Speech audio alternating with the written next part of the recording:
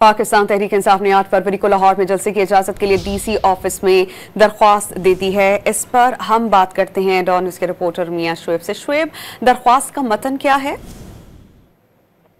तहरीक इंसाफ की जानिब से 8 फरवरी को लाहौर में जलसे के लिए बाकायदा दरख्वास्त जमा करवा दी गई है। लाहौर डीसी ऑफिस में बाकायदा तहरीक इंसाफ की जानिब से दरख्वास्त जमा करवाई गई है।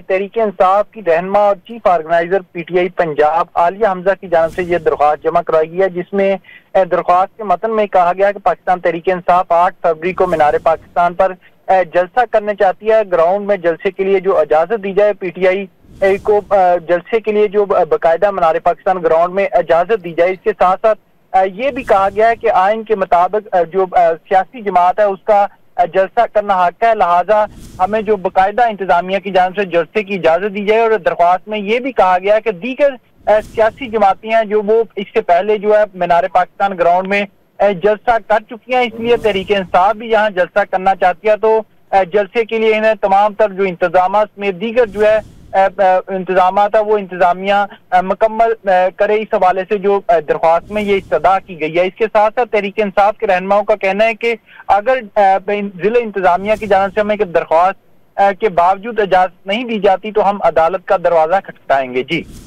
बहुत शुक्रिया मियां शुएब।